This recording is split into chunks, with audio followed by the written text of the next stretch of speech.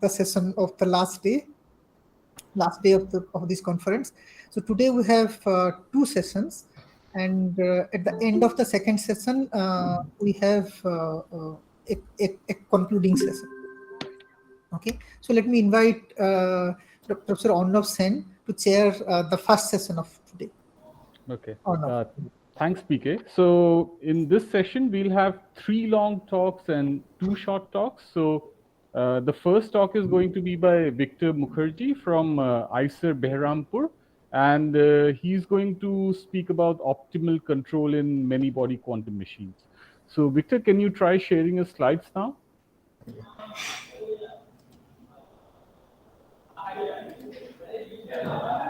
Is that fine? Yeah, now it's come. So I'll give you a reminder at 20 minutes, Victor, okay? And then you'll have 5 minutes to conclude after that, okay? Okay. Yeah. Please start. Okay, so yeah, thank you, Arnab, and thank you, the organizers, for the invitation and for arranging this conference. So I'll be talking about optimal control in many-body quantum machines. So this is an ongoing work that we are currently doing in collaboration with Sai Venjanampathy in IIT Bombay and his student Ajinka Varelkar. So we hope to finish it in the next few weeks or a month or so. So fine. Now, I mean, when you talk about optimal control, it is a general kind of a problem. What we mean is, say we have some arbitrary Hamiltonian ht, which is a function of time, which can be, say, a part of it, say h0, which we can control using some scalar function lambda t, plus, say, another part which we cannot control, h1. I mean, they can be h0 and h1 can be completely arbitrary, and this lambda t is a scalar. So the control theory is, what kind of ht or what kind of lambda t do we need to achieve our tasks, achieve our goals in the best possible way. As an example, say we start at some time, initial time t in a state psi in, and the state psi t of the system at time t evolves following the Schrodinger equation, and that how it evolves, the details depends on, of course, on lambda t, the scalar. And say we want to reach a target at some final time tf. Now this target can be some particular, say, state of the system. For example, it can be the ground state, it can be first or second excited state, or it can be, say, some parameter that we want to maximize or minimize, for example, say magnetization along a certain direction. So for example, target can be a state which has maximum magnetization along, say, z direction.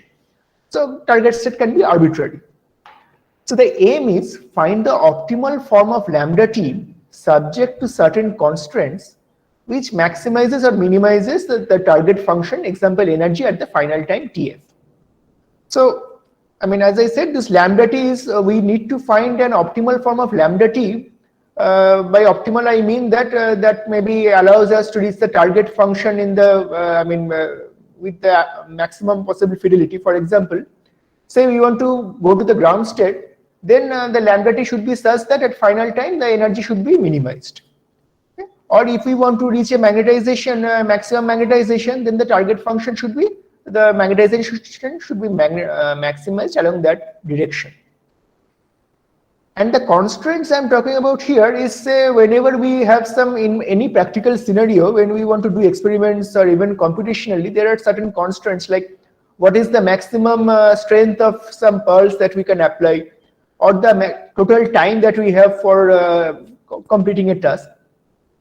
So these are the certain constraints. Fine.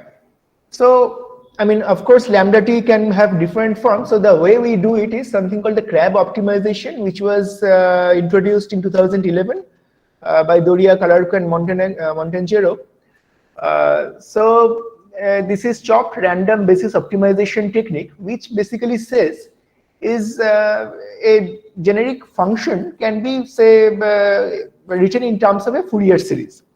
So it takes the idea from that, and what we say is, let's write this lambda t as a sum of some, say, constant lambda naught, which can also be 0 if needed, plus some series summation.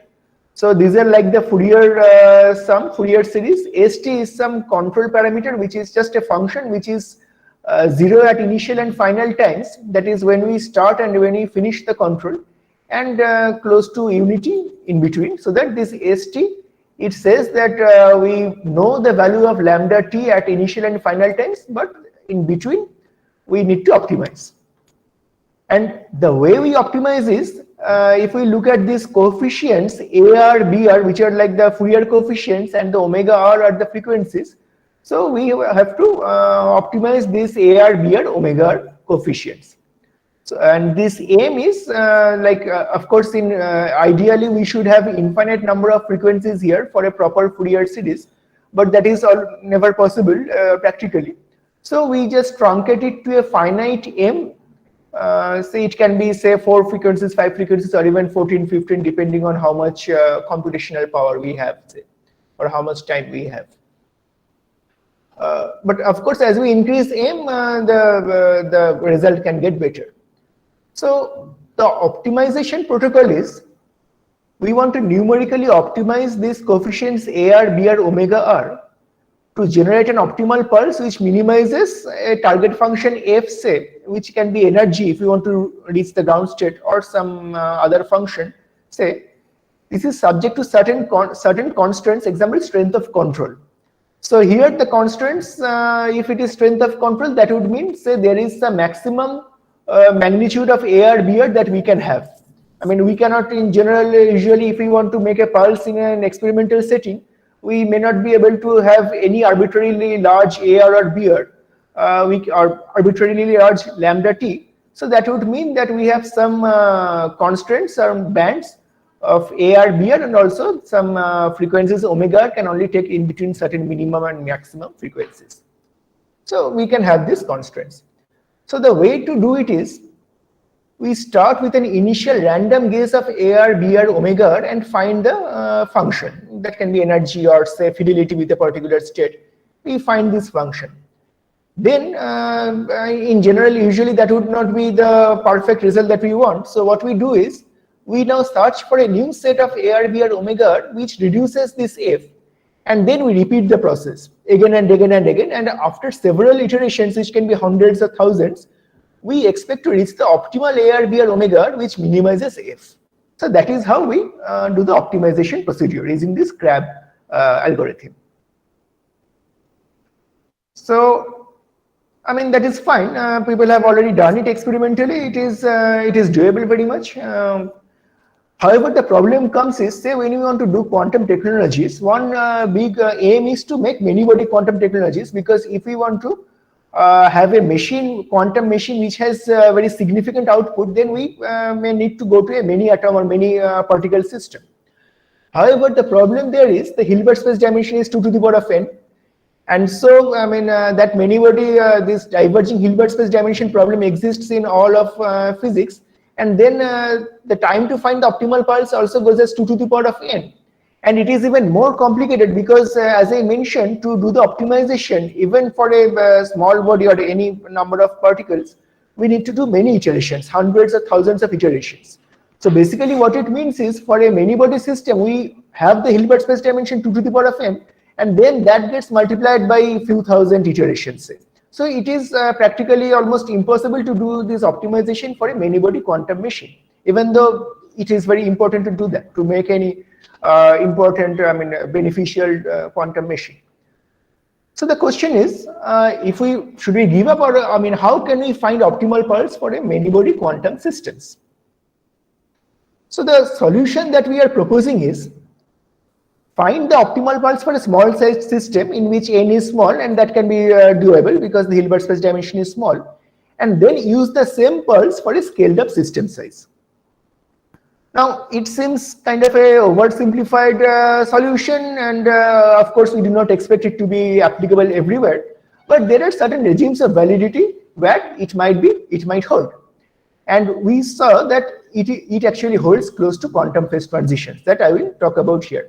And also there can be other regimes of validity, for example, collective coupling, which I am now currently checking with my student in my group. So it can be something, say, for example, if a body interacts collectively with many atoms, then it is possible that it also, this kind of solution can also hold. but I'll be talking about quantum phase transitions today. And there are kind of machines that we'll be talking about. Say today I'll be talking about quantum batteries, but there can be other kind of machines as well where this would be applicable. For example, quantum heat engines, or maybe even quantum transistors, other kind of machines. But now I will talk about how this optimization works in quantum batteries close to quantum phase transitions. Fine. So what are quantum batteries? Quantum batteries are just batteries. Only difference with classical batteries are that they are made with quantum systems. For example, this can be any, say, many atom system, any harmonic oscillator, or any quantum system. And the way we can quantify the performance of quantum batteries is by something called ergotropy, which is just the excitation energy, that is the work capacity, which is energy minus the minimum possible energy at the same entropy. So, for example, the minimum energy is usually the ground state energy, say, and the entropy comes because, in a battery we are storing energy, and we cannot just increase the energy by just increasing the temperature of the system. That won't work, because then we cannot really extract that energy to do some useful work. So the way we have to charge a battery is through unitary transformation. And unitary transformations occur at same entropy, so that is why this entropy this thing is here. So what we want to do is increase the ergotropy, or that is equivalent to the work capacity. And the question that we ask is, what is the optimal way of charging a many-body quantum battery? And so this many-body quantum batteries also, just to mention, a few days back I saw that some group also tried to experimentally realize such a battery in a microcavity, with an organic dye in a microcavity. So these are very much experimentally realizable as well. So as I said, that I'll be talking about these quantum batteries close to quantum phase transitions. And just to remind you, quantum phase transitions are phase transitions which occur at absolute zero temperature due to quantum fluctuations. And it very much depends on the dynamics. This whole physics depends on dynamics through a quantum phase transition. And the dynamics for a system driven across a quantum phase transition is determined by this, can be explained by this adiabatic impulse approximation, which says that a system evolves adiabatically away from a quantum critical point. That is, it remains close to its ground state if we start from a close to the critical point. Non-adiabatic excitations arise close to criticality. So this is called the Kibble-Zurek. This can be related to the Kibble-Zurek mechanism. So what I'll be talking about is, in quantum critical batteries, we can use Kibble-Zurek mechanism to claim that for a given pulse, the normalized ergotropy, that means the ergotropy per unit per system size, in a quantum critical battery can be expected to be independent of the system size. Now let me show you why this is important. So let me just explain a little bit the Kibble-Zurek mechanism. So the adiabatic impulse approximation. So what it says is, say we have some parameter space, this lambda, and we have a quantum critical point at lambda c. And this is the correlation length time, or the inherent time scale of the system, which is given by this 1 divided by the energy gap of the system. That is from the time energy uncertainty relation. So at a quantum critical point, the energy gap delta at lambda c, where lambda c is the critical point, this energy gap delta goes to 0. So the inherent time scale of the system, which is given by 1 by delta by the time energy uncertainty relation, of course, it diverges close to the criticality. These are the solid lines. And then there is also a time scale associated with the rate of change of the Hamiltonian, which is given by this delta by delta dot. That is how fast we are driving the system. So if we drive the system very slowly as compared to the inherent time scale, then the system will in its ground state. But when this inherent time scale becomes very large, that is when delta is close to 0, then the system does not have enough time to relax to the ground state and it gets excited. That is the adiabatic impulse approximation. So it evolves adiabatically here, and inside the impulse regime that is close to criticality, it gets excited. And from here, for example, for a linear quench across the critical point, one can also use have a Kibble-Zurek scaling, which says that the number of defects, or say if there are spins, then the number of spins which are aligned in the wrong direction goes as tau to the power of minus nu d by nu z plus 1, where tau is the rate of quench and nu dz, d is the dimension, nu z are the critical exponents. So there is a whole field of study based on this. So we'll be using this theory. And the kind of battery that I'll be talking about is made with, say, this kind of spin chain models, where it can be, say, an integrable model, which can be an XY model with a transverse field. So these are ferromagnetic interactions along x and y direction to the nearest number interactions. Gamma is some scalar. And there is also a transverse field along z direction. And this ht, which is a parameter that we will optimize. So ht is like the lambda t here. So which we will optimize. And there is a quantum phase transition at h is equal to plus or minus 1. And also we can talk about a non-integrable model, which can be, say, for example, an Ising model with a transverse and a longitudinal field, in which there are ferromagnetic interaction along z direction, and a field along x and a field along z direction. And again, we can try to optimize the field along z direction. And here we have a quantum phase transition at gamma is equal to 1 and h is equal to 0. And again, this kind of models have been realized experimentally using optical lattices quite recently. So the aim is, how can we increase the energy of those kind of spin chains by changing ht cyclically? Because again, we cannot just pump up the energy by increasing ht. We have to increase ht, then come back to its initial point, but the battery gets charged. That is the aim.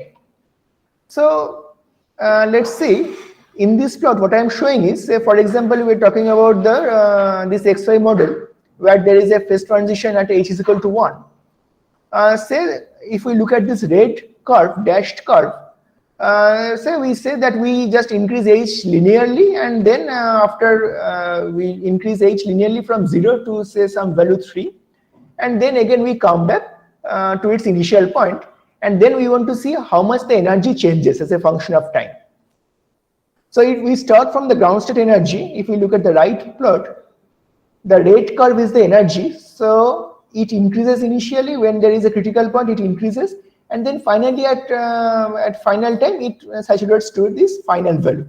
So of course we see that we have managed to charge the battery a little. That is, the energy is greater than the ground state energy. However, we can do much better. Then we use the Crab algorithm and found out a pulse like this blue curve. Now what we see is the energy is increasing like this blue curve, and then the energy is increased up to here. So now we see that here the energy is like 84.65 in units of this field of the ferromagnetic interaction, which is almost like 2.5 to 3 times higher than the energy that we got with a linear curve. So that is how we are charging the battery. Now this is for an integrable system, and it is easier to do for integrable system because it is analytically solvable. But what we ask is, that's fine that we are optimizing for this 101 qubit system, but say we optimize for a 10 qubit system, which will take much less time.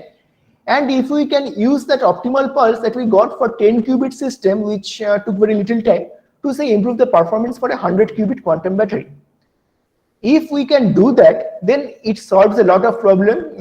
It solves the problem of how to optimize many body quantum technologies, and it would save a lot of time. So to do that, we thought that, well, I mean, the way we optimize is the optimal pulse is always going through the critical point. So maybe this Kibble-Zurek mechanism will again be important here. But the problem we come across is the way we optimize is the optimal pulse is like this, lambda t, or lambda is like the h here, ht. It is like this, a very complicated kind of looking, like it is a Fourier series, so it is not like a simple linear quench.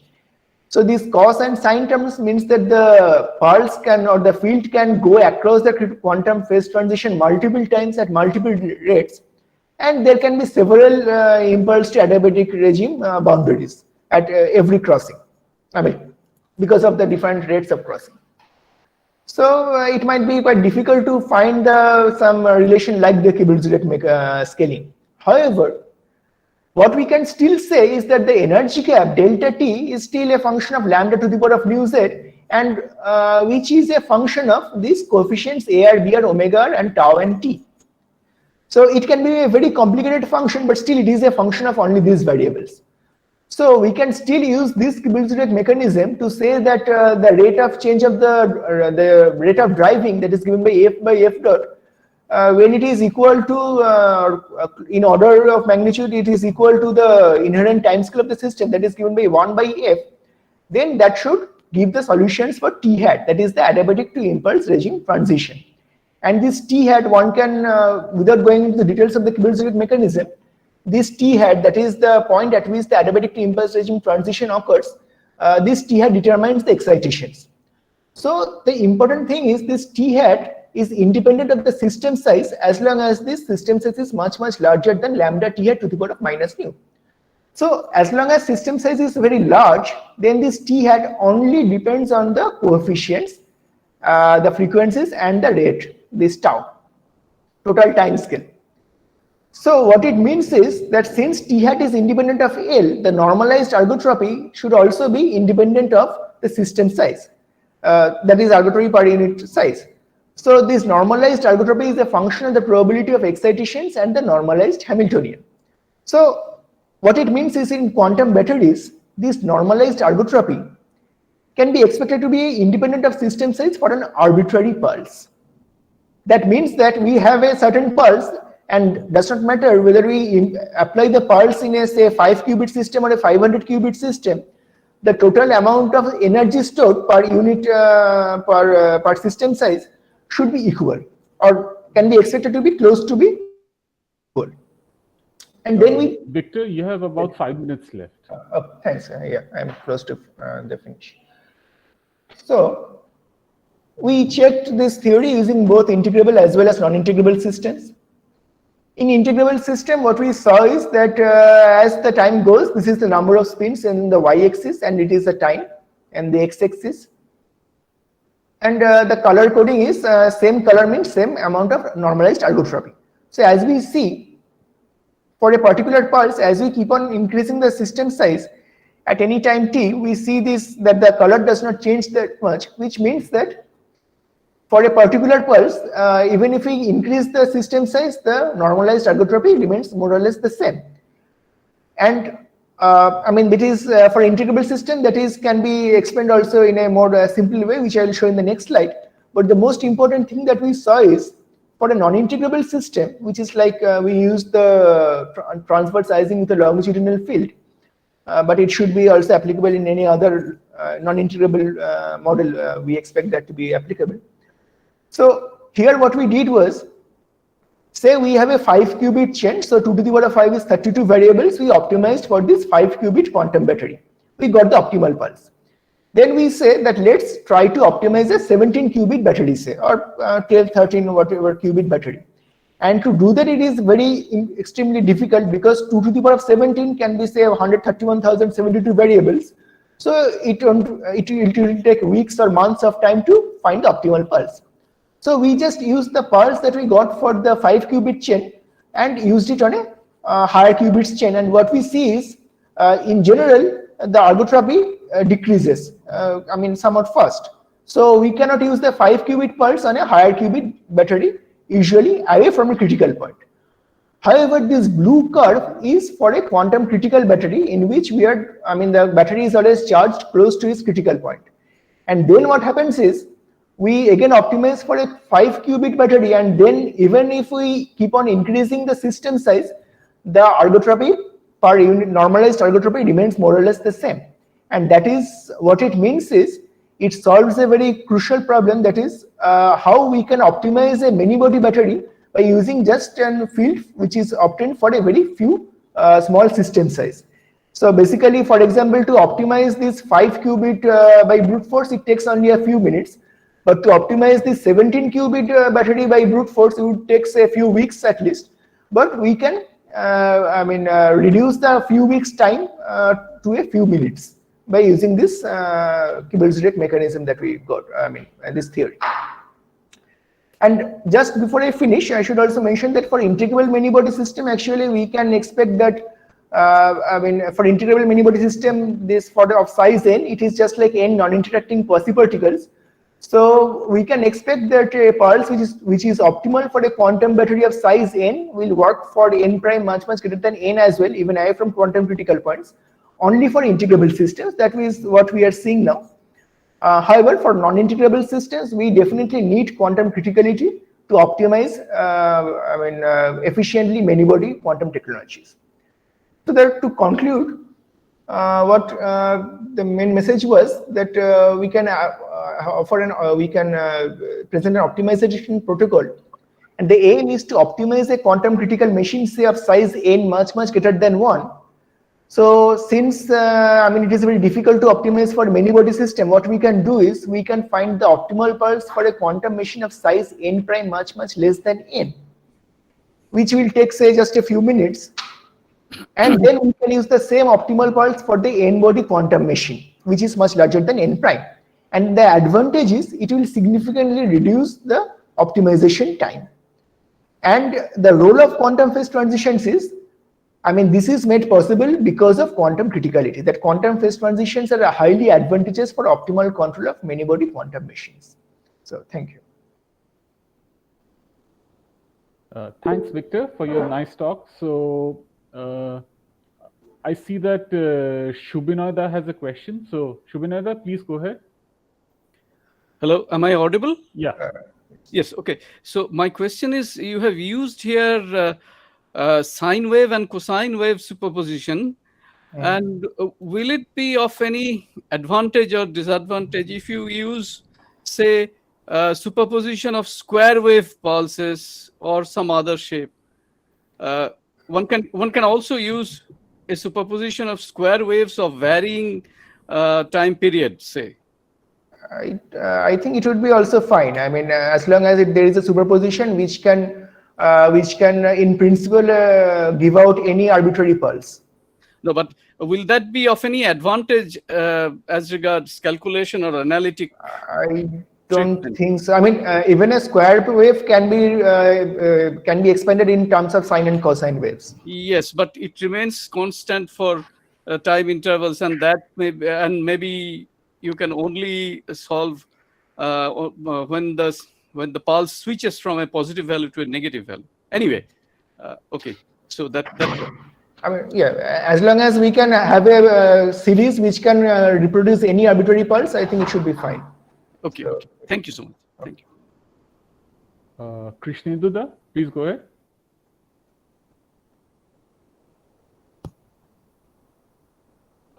Krishnenduda, so please go ahead with your question. Sorry, I was muted. So Victor, can you please go to your slide where you had a normalized ergotropy curve?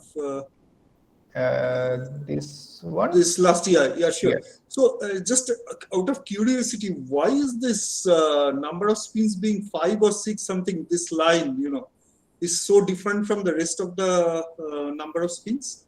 Is there something special about this 5 or 6 spins? No. I mean, what we wanted to do is that we first want to optimize for a small chain system, small battery, and then we want to use the optimal pulse for a large. No, sorry, not that. The left curve. You see the plot where you have plotted. Right. Yeah, so it seems that when you have number of spins to be somewhere around 5 or 6, at large time the behavior is quite different from other. Yeah, I don't know. It might be because of this thing that we need the L minimum size should be much larger than the correlation length. No, but see, lower sizes than that seems to be doing fine.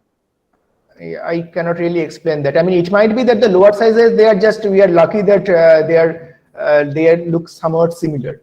But only explanation I can think of is they are too small to have this universality. Yeah, so at 5 and 10, I see that it's a bit, okay.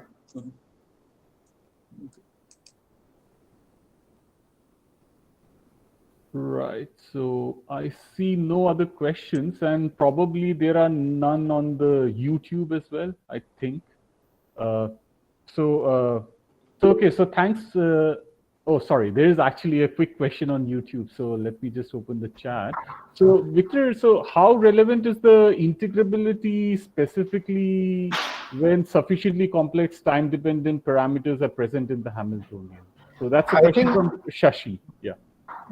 So integrability, I mean, for the integrable systems, it is much simpler because, say, it is just several non-interacting quasi-particles, say, for integrable. So for integrable, we expect that whatever pulse we do, say, for 5 particles, will also apply for 50 particles because all the particles are non-interacting.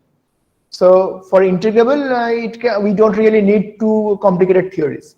But this advantage, that main advantage of quantum phase transition, I think, is for non-integrable many-body quantum technologies, because in that case the quasi-particles are all interacting among themselves, and then in general a pulse for 5 qubit want to act for a 50 qubit system. So yeah, I mean the main advantage is non-integrability. Okay. Is for non-integrability. Yeah. So thanks, Victor, again for your talk. Yeah, so maybe you can unshare the screen and yes. So Antonello, perhaps you can now share the. Yes, let me do that.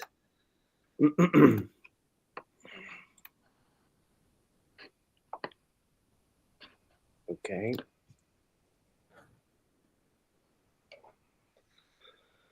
All right. So perfect. So great. So the next talk is going to be by Antonello Scardicchio from ICTP Trieste, and he'll discuss about localization and melting of the 2D quantumizing model. And I'll give you a warning at 20 minutes so that you have 5 minutes left.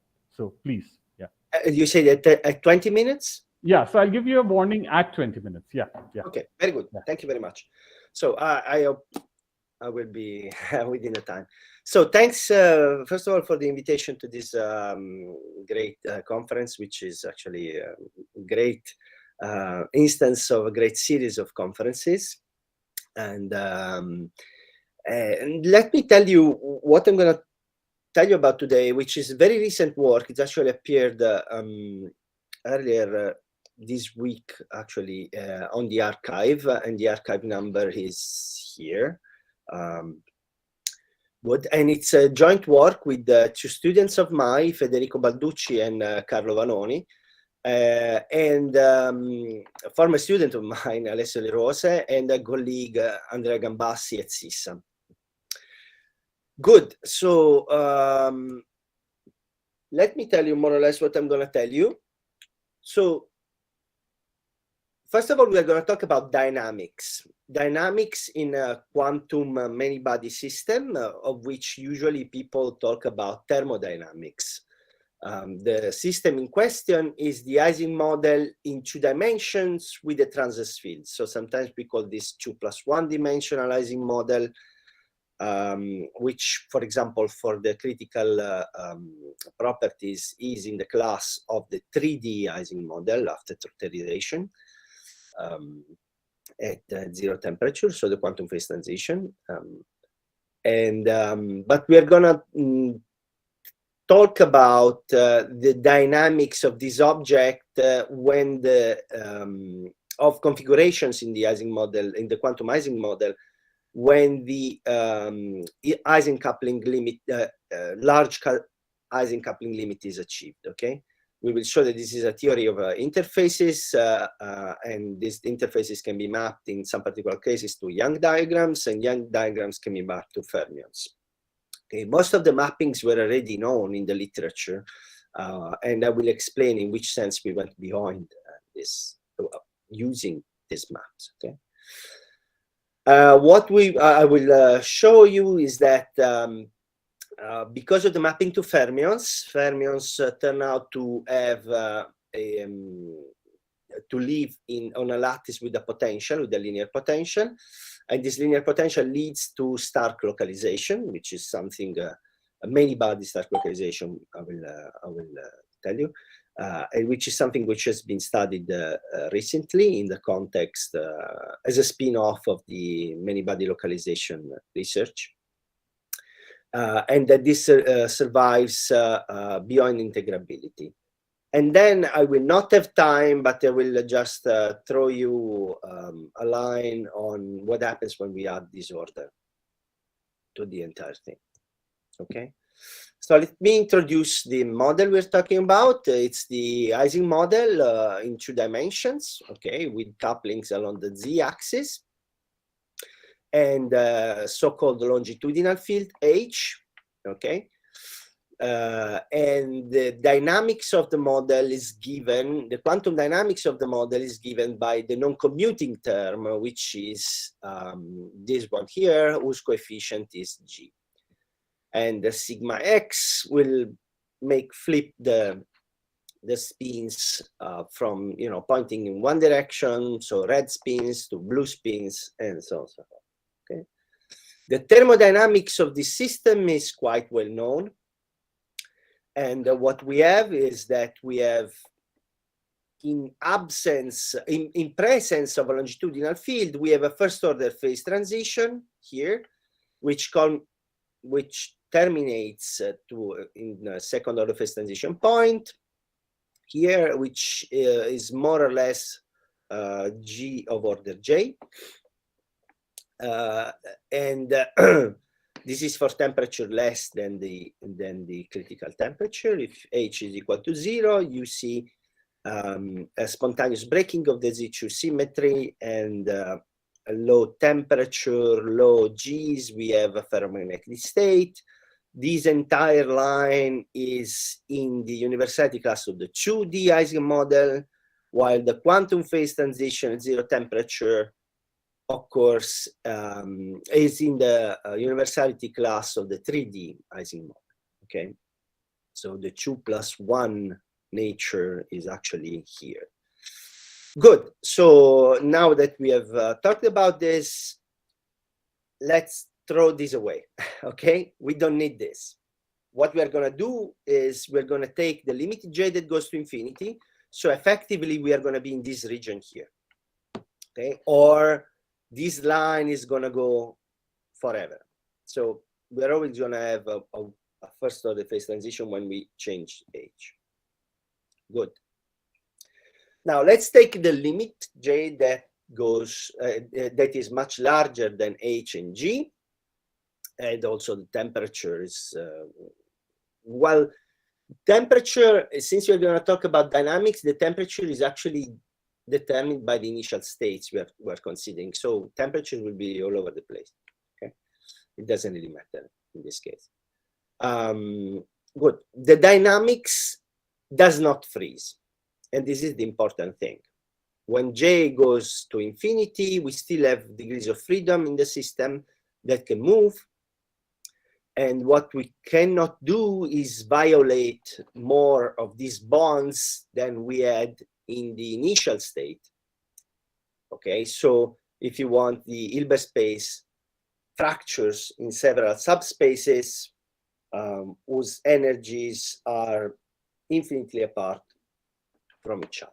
Okay, the correct way to do this is to do a Schiffer-Wolff transformation that integrates away the J thing, and for the moment, just keep the order 0 in 1 over J expansion. If we do that, we get an effective PHP model in which we have domain walls that have a certain dynamics, and I will show you in the next slide what the domain walls. So the domain walls are essentially these things here. They separate the red and blue spins, and they do have a dynamics. They can flip this way and the emission conjugate, or they can flip this way. Okay, and there is some H energy given. So for example, if this is a configuration, the domain wall is this, and these objects here will make this corner move. Okay, and of course, for example, if this corner moves, you will pay a penalty of H, but that's order 1, it's okay.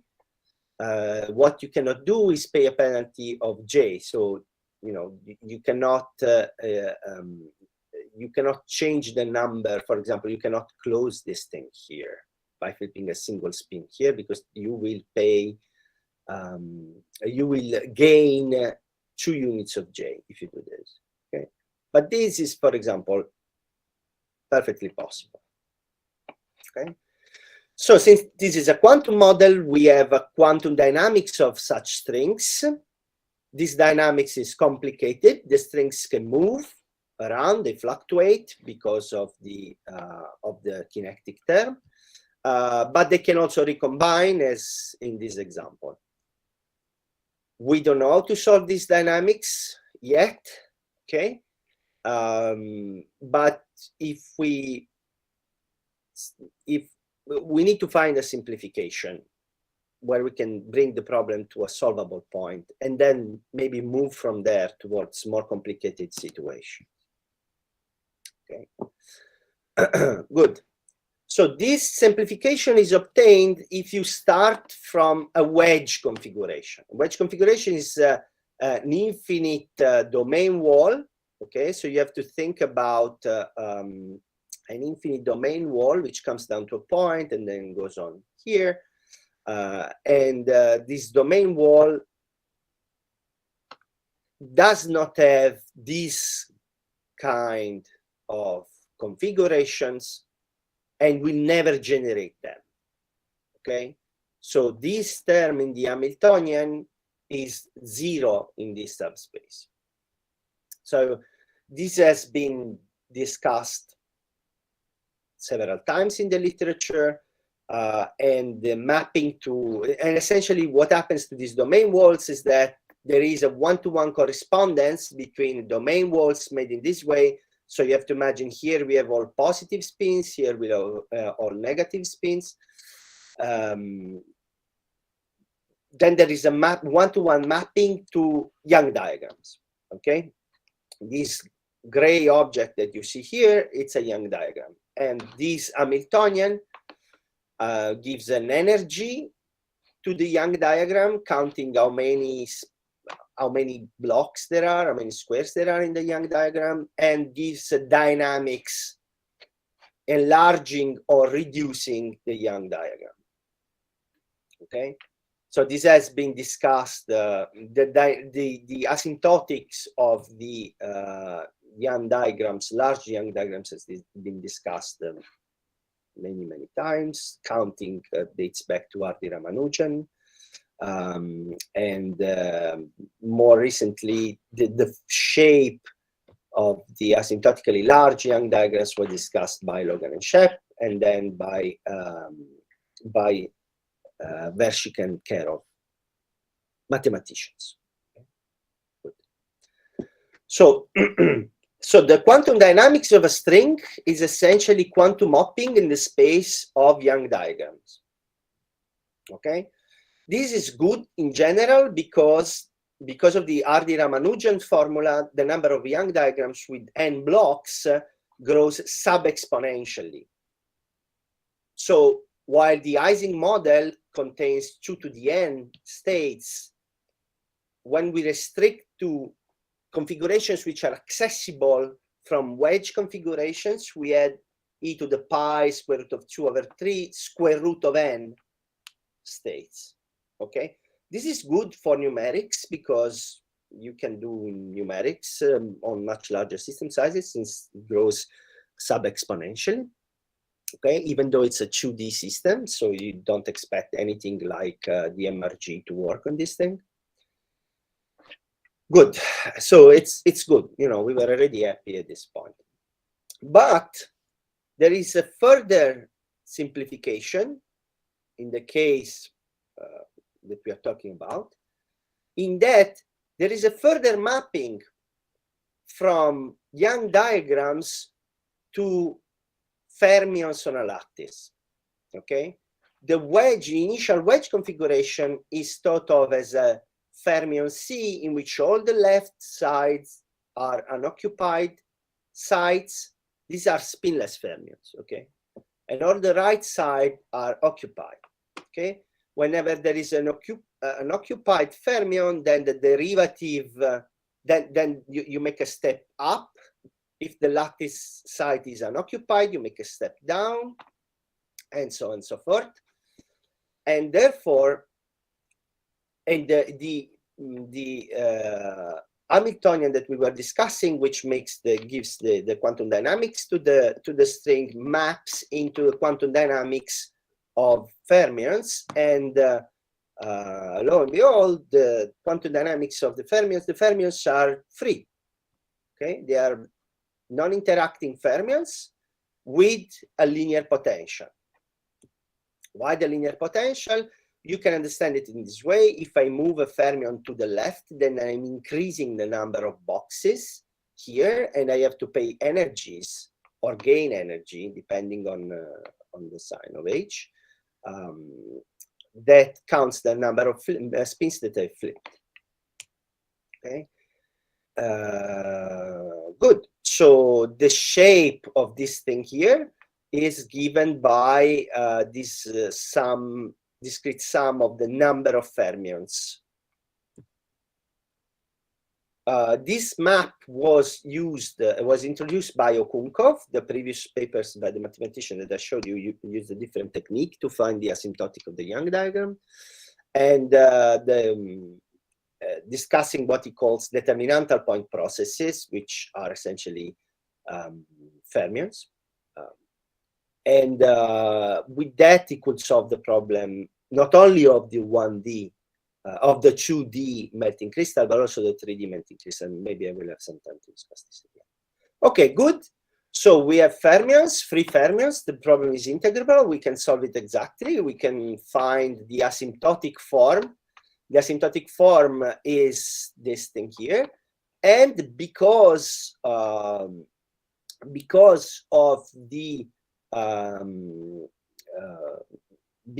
the presence of the electric field H, we have Stark localization, and the evolution of our corner, this is the expectation value of the position of the string, is this. Okay, it bounces back because the fermions are localized because of Stark localization. The corner bounces back and forth and will never melt. Okay, so there is no melting in this thing, even though nothing prevents the system to just go on forever. In fact, if you send H that goes to 0, you find that this thing here moves ballistically at infinity. Good. All right. Now, we say that this is true in the limit J that goes to infinity. What happens in the limit where when we include the 1 over J effects? So the 1 over J effects on the corner, on the wedge configuration, they don't spoil the map to Young diagrams. Okay, and since the mapping to Young diagrams is in one-to-one correspondence with fermions, it does not spoil the mapping to spinless fermions. What it does, it makes the system non-integrable. So this was the Hamiltonian before, okay, with this with the linear potential here, constant electric field, linear potential here. And what the 1 over J corrections that come from the Schiffer-Wolf series do, they add some next nearest neighbor hopping. All right, that usually it's not a big problem in this kind of things, but it also adds a 4 Fermi interaction of this form, and the strength of this thing is G squared divided by J. So we have interacting fermions with local interactions. Still, the mapping on Young diagrams works. We can do numerics using that. We could do numerics using time-dependent DMRG on the fermion chains because all the terms are local. Good. What we get is more complicated dynamics. So one would have expected that one introduces this 1 over J corrections. What you're gonna get is that the whole localization thing would go out of the window. But we know better now, after a few years of working on MBL and looking at Stark localization, you know, both in experiments and numerics. And so what we did is we went and looked if actually these 1 over J corrections spoil the dynamics or just make it more interesting. Okay, so so for example, we can define an imbalance, okay, which is what people do in experiments. For example, you can define an imbalance and look at and start from an initial null state in which you have your spin chain is occupied and your fermions spin chains. I mean, there is a one-to-one mapping anyway. So your fermions occupy a site, not the next one, then they occupy another one, then next one is empty, and so on and so forth. Then you let it evolve.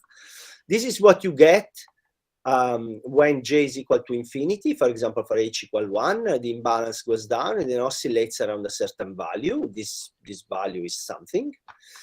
When j is 4, so definitely not infinite, this goes down, then oscillates around this other mean value. And what we should do is to look at these mean values. So look at the left for the moment. Okay, this is j equal infinity. For j equal infinity, the imbalance as a particular function of h. Okay, it's not just a simple function of h. It's a Bessel function of something like 1 over h. So, and this is the dashed curve. Okay, so it's non-zero for everything except a measured zero set.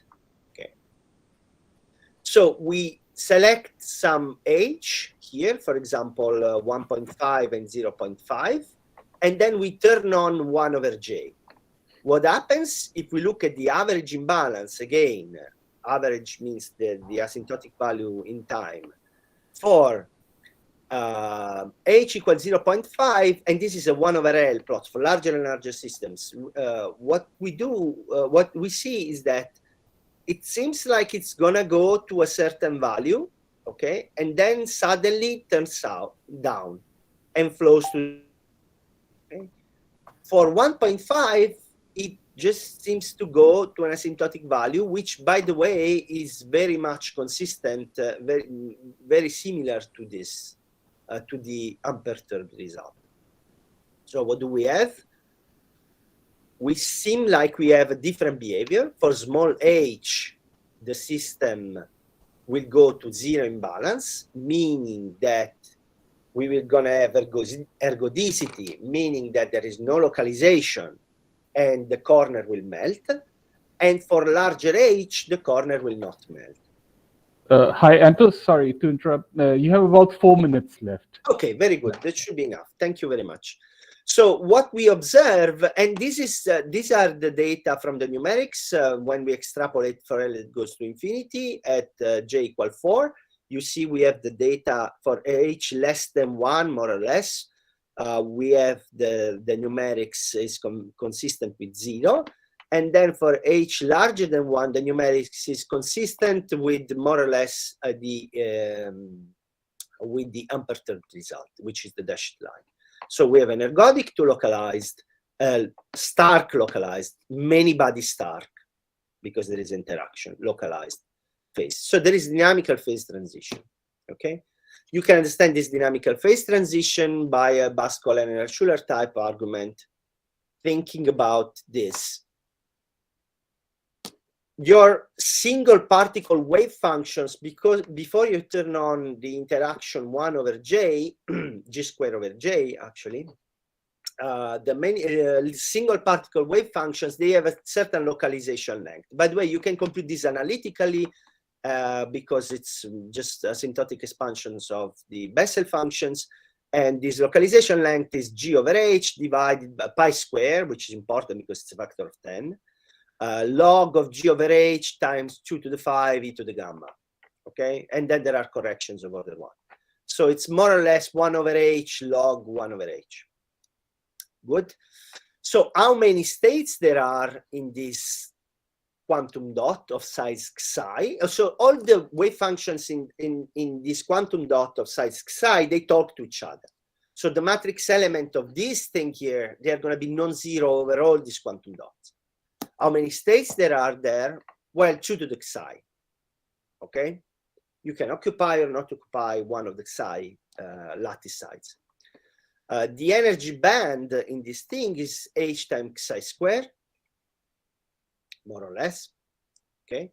This is all anyway. And Bascolet and Schuller tell us that in order to have ergodicity and Fermi-Golden rule, then the interaction needs to be much larger than delta psi. Okay, so when the interaction is of the order of delta psi, which is the many-body energy gap, or smaller within a quantum dot, we cannot expect the system to thermalize. If you use these formulas and you put in the values j = 4 and g = 1, you find that the H critical at which this is true for, let's say, g = 1, j = 4 is around 1. Okay. Now, this one, you could say, okay, of course, you put something over order 1, something over order 4, then over order 1, then you get something over order 1. That's true. Okay. But keep in mind that there are strange 3 factors here coming around. So this looks a little less like a coincidence. Well, it gives us some transition point of order 1. And that's it. So now we can say that, that the situation does not change qualitatively when we introduce 1 over j corrections. We could, so we still expect this kind of dynamics, even with the 1 over j corrections, if H is not too small, is not smaller than 1. If H is smaller than 1, then we expect this to melt. How this melts, this is still a matter of, we are still studying it. Now, we could use this to discuss what happens, and my time is over. I see Arnav appeared in the screen. So we could use this mapping to discuss what happens when we have 2 corners. We will have 2 species of fermions, but the situation becomes messy quite quickly. Let me tell you just in 10 seconds, if the if I can. Sure. That you can estimate the time at which the fermions belonging to this corner will see the fermions belonging to this corner, and it's the time by which one of the fermions, which starting from here, it's gonna reach distance L from the corner, and you can find that this is e to the L log L. Okay, this time is much smaller asymptotically than the false vacuum decay of Coleman, which will tell us that this time should be proportional to the exponential of something, which is the imaginary part of the free energy, yada yada, density times L square. Okay, so this is L log L. So this time it's not yet the false vacuum decay, but it enables the false vacuum decay, even in the presence of localization, because this is valid for the localized. And I'm gonna stop here. These are the conclusions.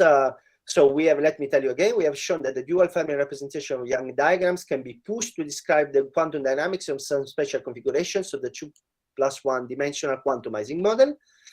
The fermions that come out are stark localized, which means that the corner does not melt.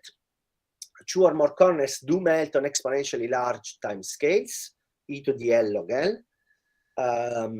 What are we going to do? We are going to put out a paper quite soon when we have disorder, meaning random longitudinal fields on the Ising model.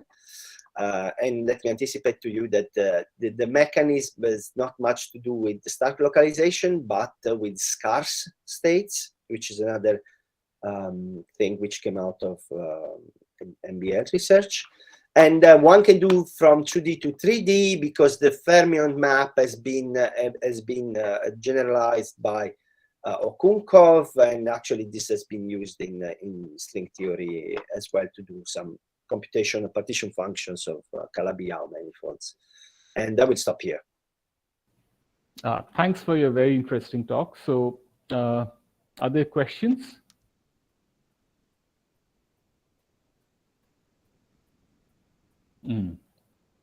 Okay, so I don't see any, so maybe I can start with one. So I roughly understood how this localization happened through your mapping, but could you expand, if it's okay, about this disorder stuff and how it leads to scars? I mean, if it can be explained in a couple of... Yeah, so sorry. Yeah, so it's very quickly, if you look at, take the Ising model, okay? if now the field, the on-site field depends, it's not always H, it's HI sigma ZI, okay? Then the mapping goes through, there is no problem with the mapping. You still have, you know, Young diagrams and so on and so forth. You still have fermions, but what happens is that the energy, so the wedge configuration corresponds to a state which is in the middle of the spectrum. Okay. It's a state which is in the middle of the spectrum, has very low entanglement entropy. You start from it, you're not going to move much far from it. Okay. So it's a typical scar. It does not give origin to a tower of scar states, as far as we have understood, because there is no algebra really behind it, like you know, in the works of the people that work on scar states, Andre Berning and other people. And when you map it to fermions, even if you don't introduce 1 over J, the mapping is a little bit more complicated, because you see this the energy to flip a spin here is a non-local term in fermions language, and you introduce a plethora of non-local interactions when H starts depending on the site, and therefore the fermions have random, non-local, many-body interactions that conjure to give a scar state, okay, and make the dynamics slow. Okay, we plan to put the paper out because we had worked on in parallel on these two things with my collaborators. This paper came out a little bit before, but in a week or so we will put out the other paper as well, and you can see. Yeah, so I hope that answers your question. Yeah, great. Well, if there are no further questions, then thanks again for this very nice lecture. So, yeah. Thank you. Yeah. And is Debashish around? Then maybe Debashish, you can share your slides. Yeah.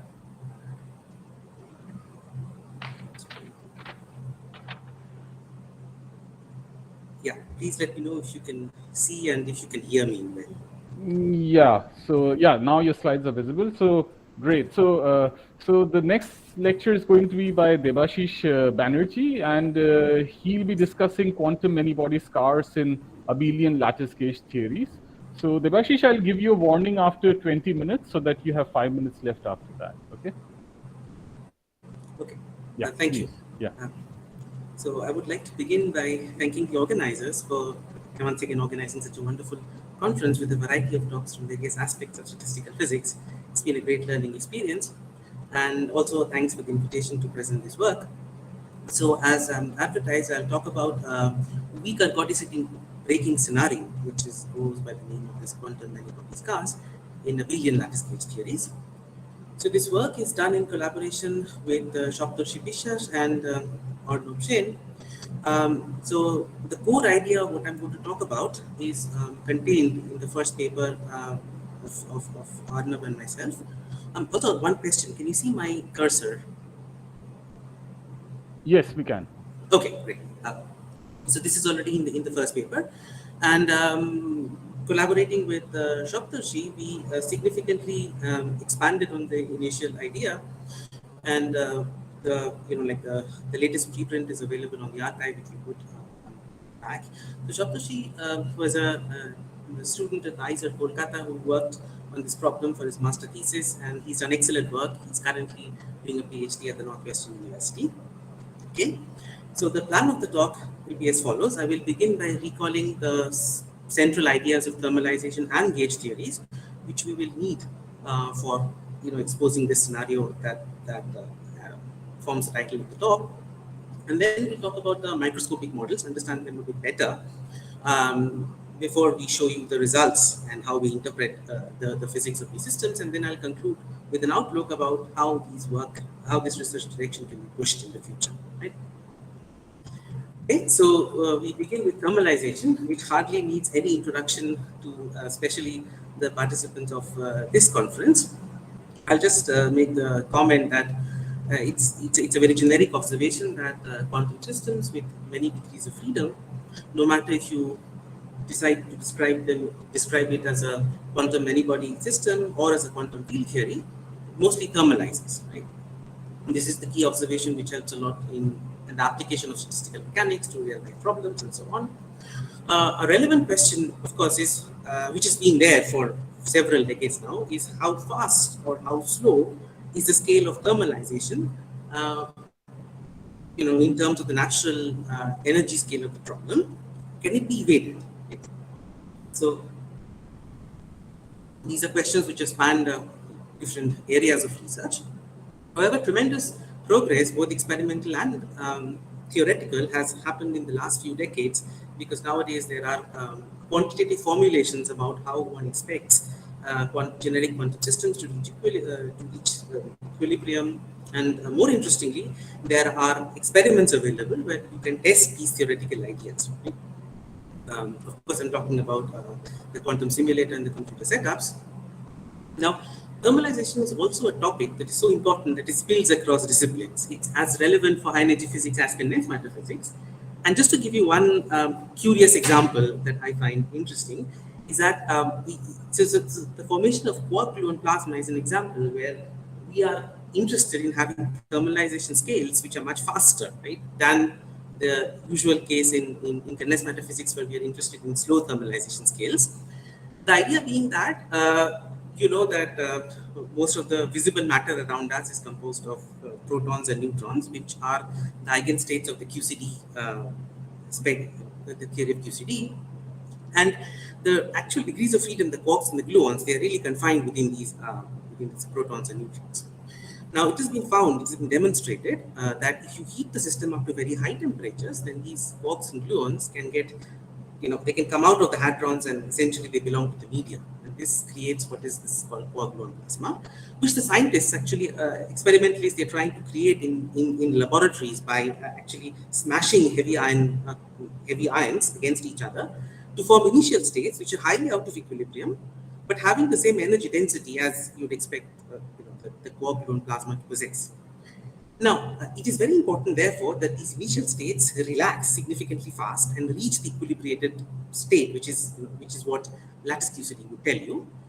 If they do not relax fast, then what happens is that another time scale called the hadronization scale, where these quarks and gluons recombine, start forming, and then it doesn't form the quark-gluon plasma at all. So it becomes hadrons. So this is an example where we really need very fast thermalization to happen. Okay, so how does thermalization happens in closed quantum systems? And this, we understand it as happening through unitary evolution. You have an initial state which you write as psi of 0, and then then essentially the system is quenched or acted upon by some Hamiltonian, this IHT, and then you have this quantum state at psi of t. And this unitary evolution causes even very simple states to develop long-range quantum correlations, right? So even though you might start with a initial product state, maybe a spin system with all spins pointing up, right, a spin half system, and this is a product state, but you have a Hamiltonian which kind of has some spin flipping operations and so on, and then very soon this Hamiltonian introduces correlations between far off spins in the system, and the information about the initial state is really converted into non-local correlations through spreading of quantum entanglement. And it's generally accepted that this approach happens via the eigenstate thermalization hypothesis. Recently, however, there are increasing examples of scenarios where this approach to equilibrium seems to be relaxed, or at least weakly broken, right? And these examples are generically called quantum many-body scars. There is no uniform mechanism, which explains all the different kinds of scars. So this is just a generic term to label states which show deviation from this ETH guided understanding. So where do the gauge theories come in all this, right? So of course, in our discussions with we were discussing with Arnav. So one of the points we were always wondering, I come from lattice gauge theory background, so is that lattice. So many of the natural systems that we see around us, right, they can be described by gauge theories, right? And gauge theories have this very interesting fact that they possess an extensive number of conservation laws, and yet they are non-integral, right? Um, so there are very generic examples available. You have quantum chromodynamics, you have quantum electrodynamics, you have quantum spin ice systems in condensed matter physics, you have frustrated magnets. So there are really like a whole host of examples you can find. And to study this, so the question is whether the presence of these local conservation laws has any bearing on how systems relax. So you can of course take your favorite lattice gauge theory to study this problem, but for various reasons we take the class of models which are called quantum link models to study this. As prototypical examples of gauge theories to study this. The reasons will become quite clear. So two of the broad reasons are that quantum link models, they can realize gauge symmetries with discrete link operators, right? So this means that they have a finite dimensional Hilbert space for every local degree of freedom. And this immediately means that you can go ahead and apply your favorite numerical method, maybe exact diagonalization, maybe Diabachish, tensor networks, to study these systems numerically. But not only that, they also, this property also enables them to be implemented in cold atom setups, right? Cold atom simulators. And in fact, this has already been done. There have been some lattice gauge theories as quantum link models which have been implemented. And they really have a rich class of phenomena, physics phenomena, which has been studied both in the condensed matter community by the people in red, and the particle physics community by these people in blue, and they have a very rich physics. So let us understand some of these in at least one couple of models in some detail, where we'll expand on these ideas. So I will talk about an Abelian U1 gauge theory, right, in two space dimensions. So that's the two over here. And this system evolves in time. So that's the +1 for you. The microscopic degrees of freedom are quantum spin operators, S. So there are three operators, right? With and locally, there's a 2s plus 1 dimensional Hilbert space. And what you do is that you represent the electric fluxes with the SZ operator over here. And the gauge fields are just the raising and the lowering of the flux operators, right? So U is S plus and U dagger is S minus. And they satisfy the canonical commutation relations, as we know. The simplest way is to take the spin half representation, not just because it's simple, but it also because it maps to some interesting physical models, right? So you take the spin half, and you see that there are two states per link. So you have the electric flux can be either plus half or minus half. And the U, which is a raising operator, it can raise an E of minus half to plus half. But if E is already plus half, then of course it is annihilated. The same with the reverse with the U dagger operator. Right? This is very familiar. So when you are working with gauge theories, all the operators, in fact, pure gauge theories, right? This is another important fact. We're not going to consider any matter in this for the purpose of this talk. Only pure gauge. So whenever you work with pure gauge theories, the only operators that you can consider are loop operators, right? And on a square lattice, the simplest loop operator you can write down is a 4-spin interaction. So with a U dagger, this is like S plus, S plus, S minus, S minus. And again, the Hamiltonian that we'll consider consists of two terms. So one is this kinetic operator, which I call Okin, and this will be responsible for flipping a plaquette, as we'll show. And the other is the potential operator, which will simply count the number of plaquettes. And again, to emphasize, this kinetic Okin is not diagonal. It's in fact off diagonal in the link basis. In the flux basis. That's what we will choose. Whereas the O potential is a diagonal operator in the flux basis. So let's just see how these operators act, so as to understand. So first of all, note that in a given plaquette, right, there are 16 possible states, right, because there are 4 links, and each link can be up or down. So there are 16 states. However, only 2 states can be acted upon non-trivially, right? So only 2 states have what we call around the plaquette flux, right? They are called flippable. So you see that this state, right, is up, down, down. So this can be acted upon by a kinetic operator, such that these 2 spins are lowered, right? and these two spins are raised. Right? So what was an anti-clockwise orientation flux becomes a clockwise oriented flux, and vice versa. The remaining 14 states get killed. Right? So only 2 of the 14 states are flippable, and you immediately see why Okin is the off-diagonal term. O potential, on the other hand, simply counts the number of flippable plaquettes. Right? So the rest of the 14 terms, which do not have a round the clocks plaquette, they're simply 0. They don't count as anything, but both the clockwise and the anti-clockwise count as +1. So this is what you have. Moreover, it's very simple to show that this model has an extensive number of conserved quantities. What you have simply to do is you write down the lattice version of the Gauss law, right, the divergence of electric fluxes over here, and you can show that so this operator defined at every site commutes with the Hamiltonian, and then you can construct a unitary transformation with all these parameters theta r varying from side to side, and the Hamiltonian is invariant under such unitary transformations, and therefore the conservation laws. The consequence of this is that the Hilbert space now splits into superselection sectors, and you have to label superselection sectors by the value of g of x. Right? This is the operator that commutes with the Hamiltonian, the Gauss law, and then there are different superselection sectors you can choose. So the ones that I have shown on the left hand side are locally 6 states, right, which have 0 charge, right, or in other words, g of x is 0. So 2 links come in and 2 links go out, and this forms what we call the quantum link model. Right? You can simply change the Gauss law a tiny bit, and you can, by modifying this, you can take the same Hamiltonian and show that it realizes what is called the quantum dimer model. Okay? So this is so how do you change the Gauss law? First, let me tell you that. So instead of having g of x to 0, now you have g of x to -1 to the power x1 plus x2.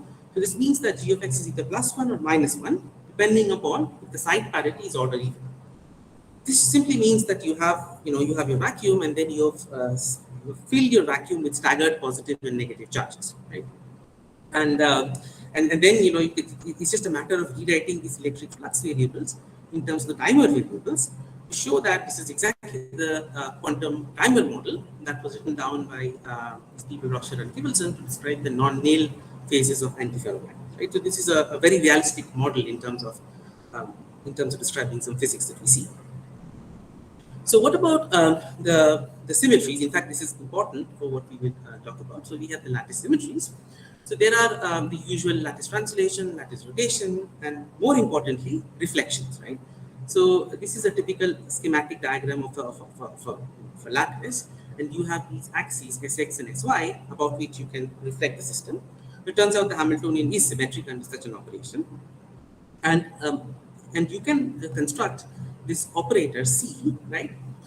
So these operators are essentially string operators constructed by products of electric fluxes in such a way that only one link per plaquette contributes to the operator.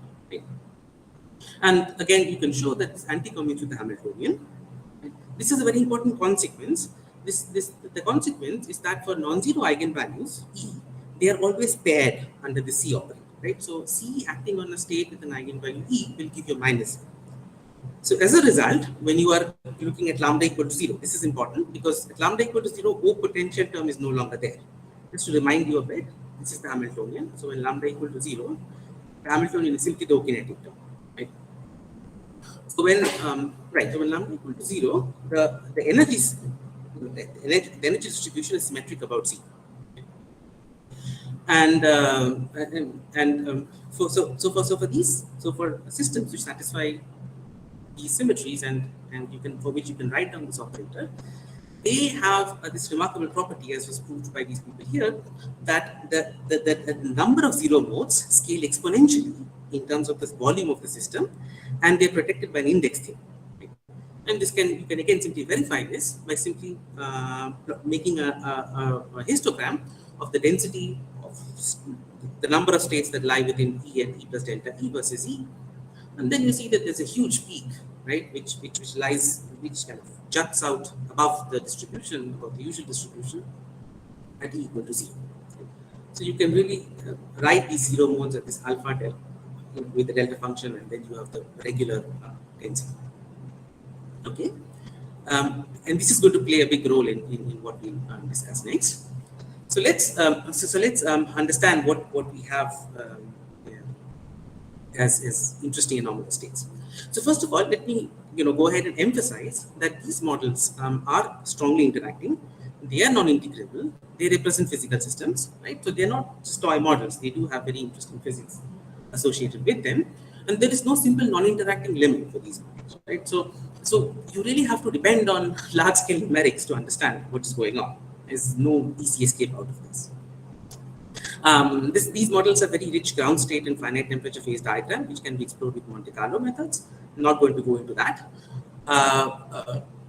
In order to explore the excited state physics, however, we use a large scale full exact diagonalization, right? And with this, we can go up to reasonably big system sizes, up to for 64 spins for quantum link model, 96 spins for quantum diamond model, and this result in matrix sizes between 50,000 and 70,000.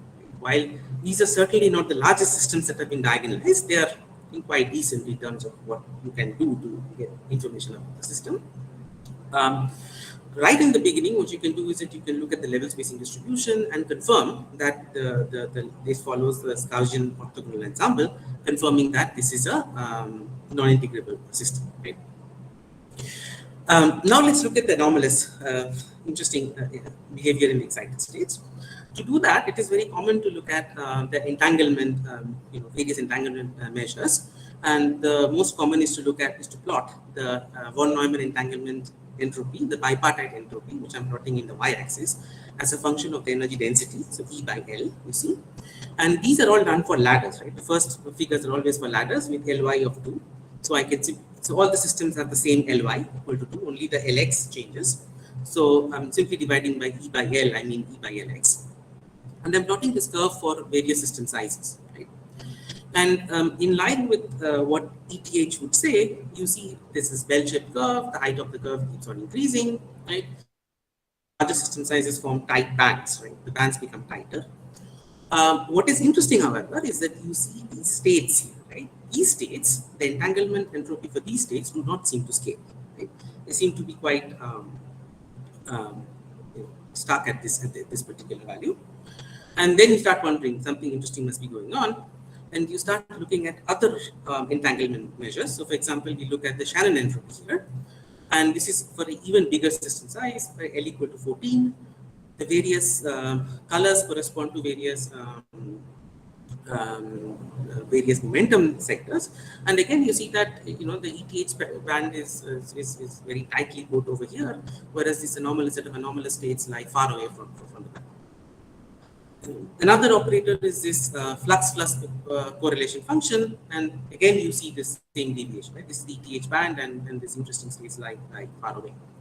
So what is happening with these states? Now it turns out that these states are very special. They, I will call them psi QMBS, quantum many-body stars, or stars just for short. So these states are eigenstates of both the O-kinetic and the O-potential operator, right? So O-kinetic acts on this operator to give you 0 eigenvalue, whereas O-potential acts on this operator to give you an NF eigenvalue, right? And NF is an integer. And this is something remarkable. Notice that O-kinetic and O-potential are non-commuting operators, and we have a like a big system, right? 64, 96 spins, whatever, and you have a state which is an eigenstate of both these operators, right? So this is not something we see in our everyday life many-body quantum system, right? So these states are special and atypical, and because of this fact, they are eigenstates of the Hamiltonian for all values of lambda, right? So what do I mean by this? Means that if I plot the entanglement entropy again, half-chain entanglement entropy as a function of energy, right? For two different lambdas, right? Lambda of -1 and lambda equal to -5, you will see that the distribution, of course, shifts as is expected. The eigenstates, of course, do not have a one-to-one map, right? I mean, if I look at this state, I cannot move it and find the state here. They will mix in some fashion. But these scar states do. They have a one-to-one mapping from here to here. And you can make this explicit by writing the wave function of the scar in the translation, like in the computation basis. Debashish, sorry to interrupt. You have about 4 minutes, okay? Okay, sure. Yeah, thanks. You can write down the wave function in this translation in this computational basis. In this case, this happens to be the translational basis states. And you see this remarkable fact, right? You see that out of the approximately 47,000 states, very few of them contribute. In this case, I think it's order 20. All of them have equal contributions. And you can plot the wave function at different lambdas, right? -1 or 0. You see the same states contributing the same amount, right? So this is the atypicality of these states. So there is an indication of localization in the Hilbert space. And in fact, we can understand this as an order by disorder phenomena, but in Hilbert space, right? So let me just mention this very briefly, and then I'll kind of talk about something else before I finish. If you put lambda equal to 0, right, then the only operator you have is O-kinetic. And as I've said, there's an exponentially large number of 0 modes for this operator. And these 0 modes are typically, excited states, right? If I look at the, if I plot the Shannon entropy, you will see that the Shannon entropy of these 0 modes, indicated by blue, right, of the same order as the other states. However, the moment you introduce this O potential, right, these scar wave, these special wave functions, so at lambda equal to 0, these wave functions are also there, but they're just mixed with the other 0 modes, right? An exponentially large number of 0 modes, so they form arbitrary superpositions with them. However, when you switch on the lambda equal to non-zero part, that is, you bring in O potential, then these 0 modes kind of are pushed by this introduction of non-zero lambda and start exhibiting, visible features like the entanglement entropy goes down and so on, as we discussed. In fact, you can express these scar wave functions as a pseudo-random superposition of the 0 modes, and you will get a figure like this. So it's quite interesting. And I think this phenomenon is something that we've kind of uncovered for the first time in these models. This is not there in the literature to our knowledge. This is also imprints on thermal behavior, on real-time dynamics, and if you increase system sizes, which we were able to do, you see more scars and even larger number of them. But maybe in the last 1 or 2 minutes, whichever I have, let me just tell you about something even more simple, right? And these are certain scars that come up in the quantum dimer model. So these scars essentially are so simple that we call them Lego scars. However, the simplicity is a bit, it's not that we could write down these wave functions directly. They were obtained after a lot of numerical investigations. So even though I'm showing you this result as if something comes up magically, needed a lot of numerical investigations for us to come here. So for certain states, for certain system sizes like 6×4, you see that the scar wave functions can be written as in an extremely simple form. They basically have 4 such states, 4 contributing states in the flux spaces, right? And but even more interestingly, these contributions can be written as a tensor product form, right? So I can literally cut these axes, right, that I'm trying to show you in my cursor. I cut this axis, and then I find a certain linear combination of an object which we call a Lego, right? So this is a Lego L1, and there's a different Lego L2, such that I can write the full scar wave function as an L1 tensor to L2. You can immediately check this out, that this is going to give you 4 such states, and these 4 states are exactly C1, C2, C3, C4, right? So now it's like you come to the Lego game. So this is only some of the simple Legos, but we've uncovered various types of Legos, right? So this is a different Lego, L3, L4. This is again another type of Lego, and this is this interesting structure that I was telling you about. This structure, this emerging singlet. I will not go into this in view of time, but there are even bigger Legos, right? But all these observations gives rise to one important fact that you can once construct a statement you can make in a thermodynamic limit. So consider a lattice, right, which you can take with a fixed dimension, with a fixed width, Ly equal to 4, but whose length is very large, Lx goes to infinity. Now that we know what these building blocks are, now you can start constructing exact eigenstates of this Hamiltonian, right, by tensoring appropriate Legos. And because locally you have more than one choice, right? You start with this, let's say you start with one state, right? And then locally you replace these Legos and you get some other Legos here, which I represent by different colors. You can then, maybe replace this Lego and so on. And a very simple counting will tell you that you can construct an exponentially large number of such eigenstates, right? And you can analytically write them down. So this is the beauty of this particular construction. And you have a very interesting statement about such Lego stars in the thermodynamic limit. Right, so I think my time is up. We'll just leave with some of the open questions that we have. I think I've hopefully convinced you that there are very interesting physics happening in high energy states. There's an order by disorder in Hilbert space. One can inquire about the robustness of these QMBS. One can classify them further. We've already done an extensive classification in our last paper. We can try to generalize the Lego star descriptions to other types of stars. We can extend them to other quantum systems which satisfy this, which have these exponentially large number of eigenstate zero modes.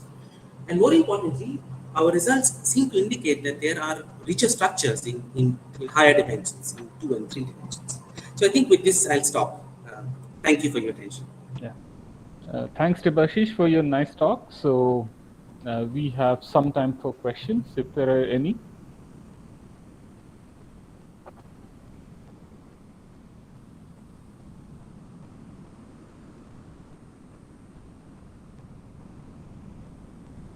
I don't know if there's anything on YouTube.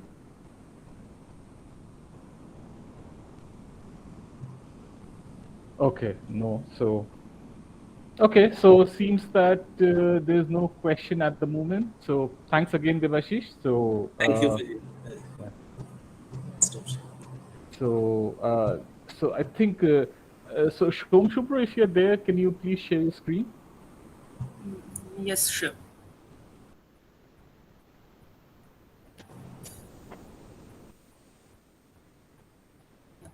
Is my screen visible?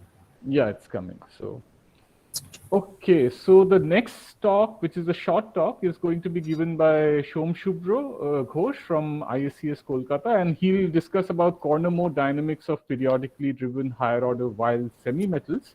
So Shom Shubro, I'll give you a warning at 10 minutes, and then you'll have 2 minutes left. Okay? Okay, sure. Yeah. Okay. Thank you, Anubda. And I would also like to thank the organizers for providing me with this opportunity to present my recent work here. This work was done in collaboration with Professor Krishnendu Sengupta from IICS and also Dr. Kush Shah from Niger, India. And currently, this resides as a preprint in this archived ID, and it can be found here. So what we'll be discussing is basically we'll have a model of higher order wild semi-metal, and one of its parameters will be periodically driven. So we'll see what phases appear as a result of this periodic drive, and more importantly, what are the implications or the manifestations of these phases in the dynamics of the system. So to begin with, we all know that if we have a non-trivial topology in the bulk, then there is some manifestation of this non-trivial topology in the boundary of the system. And in normal topological materials, this boundary has a co-dimension of 1. So for example, if you're considering quantum Hall effect in, let's say, a 2D material, then you will have these skipping orbits propagating around, along these one-dimensional edges. In 3-dimensional wild semi-metals, you will have these Fermi arc-like states localized on the 2D surface. Again, this has a co-dimension of 1, right, in 3 dimension. Also, in the more commonly known Schuh-Schrieffer-Higger chain, in the topological phase, these chains, they have localized states at the 2 ends of the chain when they're in the topological phase. But more recently, this idea of higher order topological materials, they have emerged, which houses these gapless modes in a codimension which is higher than 1. So for example, let's say you are having a second order topological insulator in 3 dimension, then its bulk is gap.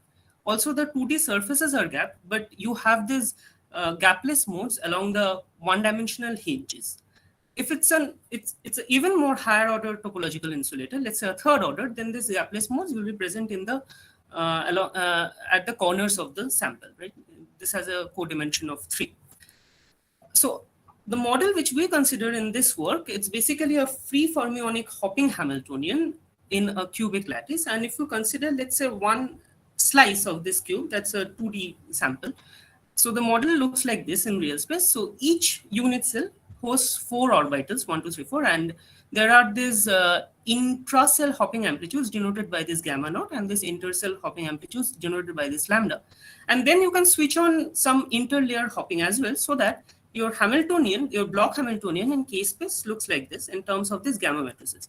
Now, these gamma matrices, they correspond to the internal degrees of freedom, which in this particular case are these 4 orbitals. Now, there's a reason I have written this term, this last term, IA5 gamma 2 gamma 3 in rate, because this is the term which breaks the time reversal symmetry in the system. So in the absence of this term, the system has both inversion as well as time reversal symmetry. But if you switch on this A5 term, which is some sort of a hopping, an interlayer hopping denoted by m naught sine kz, this term breaks the time reversal symmetry of the problem. And this remark will have some implication in the latter part of the talk. So I thought it would be a good thing to mention here. Okay, so I had already outlined the plan of the talk. So let's move on. So in the static case, the phase diagram looks something like this. So what I have plotted here is basically the band gap of the system, the normal band gap, the energy gap between the highest lying valence band and the lowest lying conduction band, as a function of these two parameters, gamma and m, where gamma is and m are basically gamma naught and m naught, but then they are scaled by this parameter lambda. Right. So as the color scheme suggests, you see that these black regions, they are basically regions where the bulk is gapless. And the gapless points in the bulk are basically nothing but your while nodes, right? So you have a 2-band crossing essentially in 3D. So you have a while node over here. So here you have, in these regions, you have got 4 while nodes in the bulk. Here you have got 8 while nodes. And the central hexagonal region is basically gapped. But this is not, so this is an insulator, but this is not a trivial insulator. This is rather a higher order, second order topological insulator, more appropriately a quadrupolar topological insulator. So if you calculate the quadrupole moment in this region, it will turn out to be half. And these regions are trivial. Okay. And also, this is the bulk signature. And if you focus, as I said, this will also have some boundary signatures. So if you, let's say, if you take open boundary condition along x and y, keeping periodic boundary along z, and plot the spectrum of the system, you would see this mid-gap states. And if you plot the density profile of these states in real space in a finite size sample, you will see that these density profiles will pick along the 4 corners of your sample. And as usual, if you do the same for let's say open boundary along either x or y or z, whatever, one direction, so that you're probing the surface states, you will see that the surface, there are surface localized states, but then they are gapped. There is no gapless modes over there. Okay, so let's spend a minute on the Fluke formalism. This has been discussed also previously in this conference, but just maybe I'll just spend a minute. So if you are having systems, driven systems, where the Hamiltonian breaks the continuous time translational symmetry, but has some sort of a discrete time translational symmetry, then the Fluke theorem, at least for the stroboscopic times, that means if you're observing the system at, let's say, times which are integer multiples of the time period of the drive, it says that the evolution operator has a simple form like this.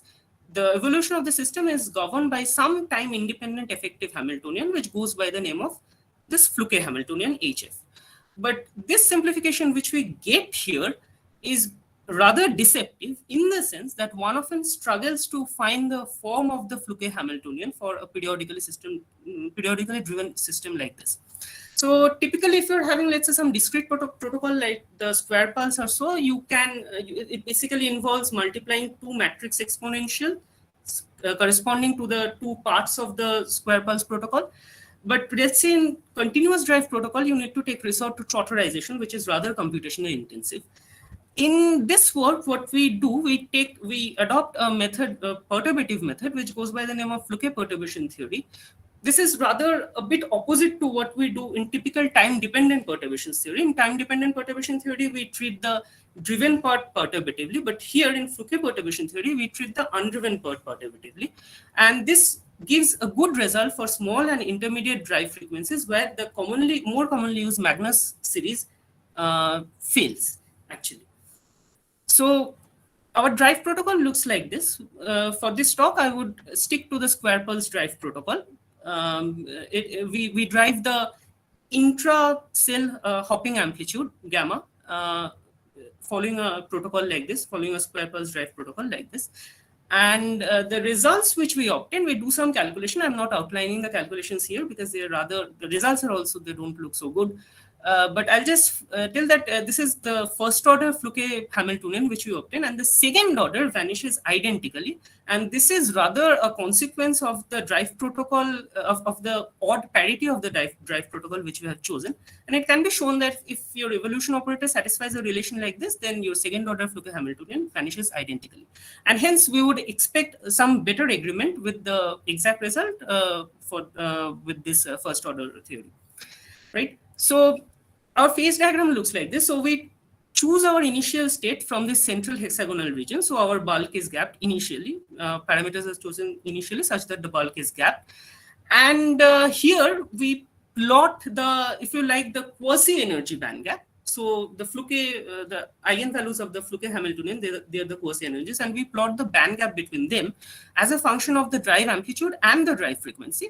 So at very high drive frequency, you would expect the effect of the drive to average out, and you would somehow expect results close to the undriven counterpart, and we see that the bulk is gapped. But as you reduce the frequency, you see you encounter certain special frequencies where this this band gap apparently vanishes, given by this blue regions. Okay?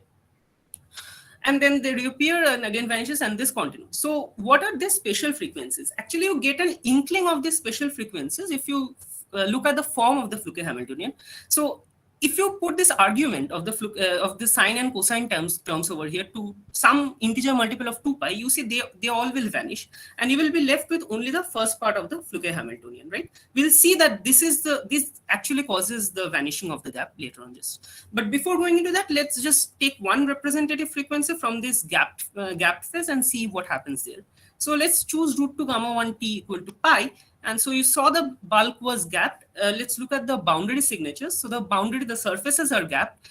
But then you have, for the corner states, you see that previously these corner modes were all, the energies of these corner modes were all pinned to 0. But now this shows some sort of a dispersion with kz. They're unpinned from 0, and it shows some sort of a dispersion with kz, and we have shown analytically in our work that this dispersion is actually linearly proportional to the A5 term, and A5 was nothing but m naught sine kz. Okay. And these modes are, of course, if you again plot the density profile, you'll see that you will pick up at the corners of the sample. Okay.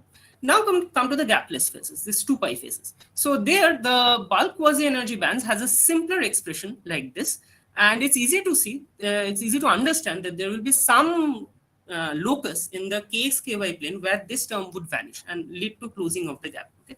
And this locus can be easily found to be this. And if we plot it for, let's say we choose a particular kz value and we plot the locus around which the band gap closes in the kx-ky plane, we get values like, we get figures like this.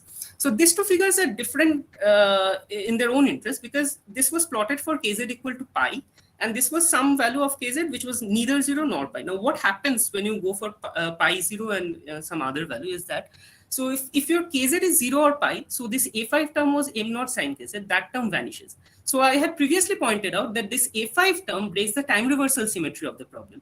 So if you do not have this term, you are having both time reversal as well as inversion symmetry in the problem. So this crossing that you are getting, or this band touching that you are getting here, is basically a sort of Dirac-like band touching. And if kz is non-zero or pi, then the type of band touching which you are getting here is basically a wild type, because this is a two band touching and this is a 4 band touching sort of a thing. Now the more Shomshubra, sorry to interrupt. You have about 2 minutes. Okay. Okay, sure. I think I'll be able to wrap up. Okay. So now the more important question, that what this Fluke phases, this reduced band. Okay, so before going into that, I would like to make another comment that this actually exact band touching is rather a manifestation of the first order Fluke theory.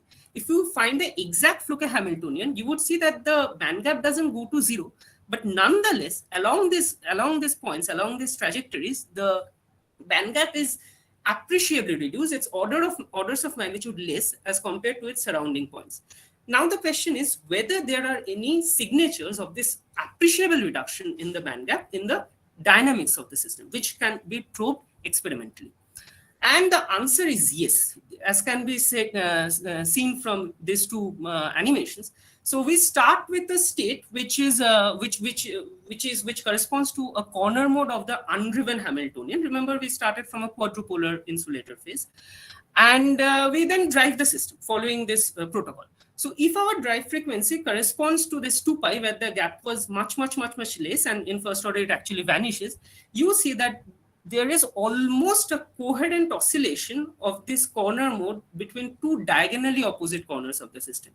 On the other hand, for the other case, when the bulk is gapped, you see that the state remains almost localized, close to where it started. There is some dissipation in the bulk, but then otherwise it remains almost localized.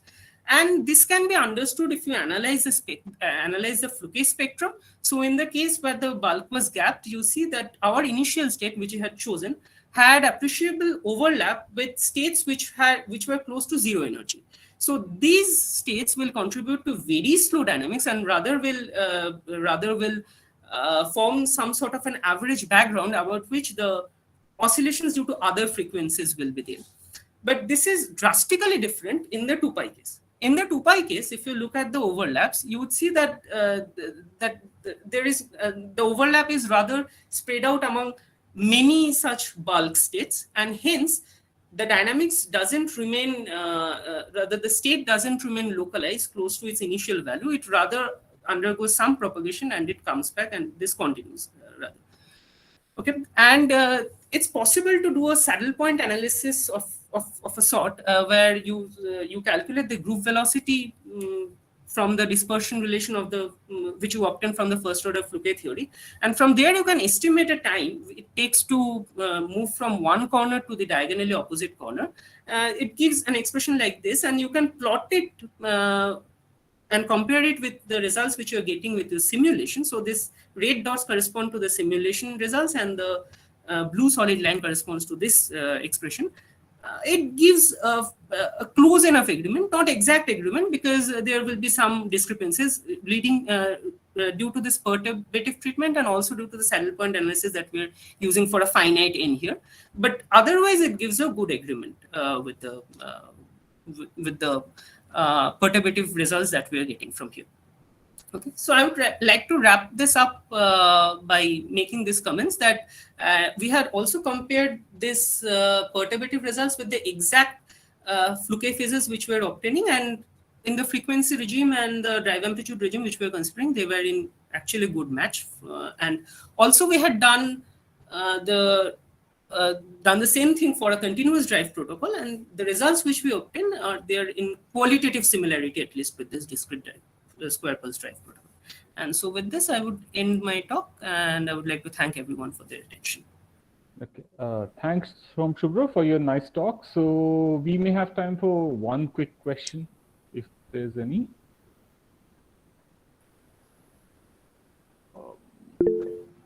Yeah, Pratyush, can you just go ahead with your question? Hello, from Shubhra. Yeah. So you have seen as the diagrams of that nodal lines Yes. of KY plane. Yes. So can you just explain a bit more what is the difference between those two diagrams of the nodal lines? These two, right? Two diagrams.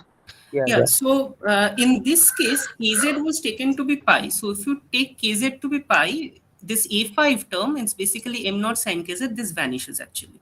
So you see this band touching which you see over here, there actually I had 4 bands in my system, and if this A5 term vanishes, then there is both inversion as well as time reversal symmetry in the problem.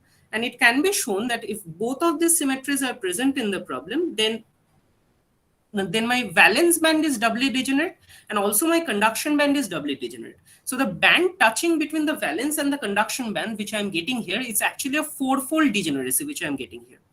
So this is sort of Dirac-like band touching which I'm getting. On the other hand, when KZ is some other value other than 0 or pi, then I have this time reversal symmetry broken in my problem. So this band touching that I am getting is basically between one valence band and one conduction band. So at the point of the band touching, I am having a 2-fold degeneracy. So this is a wild-like band touching which I am getting here. So that's the difference between them. Okay, thanks. So can you please unshare the screen? Yeah. And let me ask Aniruddha to share his screen. Can you?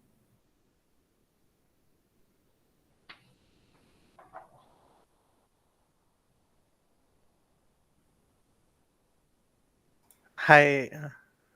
Hi. Yeah. So So can I you? think just give me 1 second. I seem to have an issue with the. Sure. Is this visible right now? Yeah, now it's appearing. Yeah.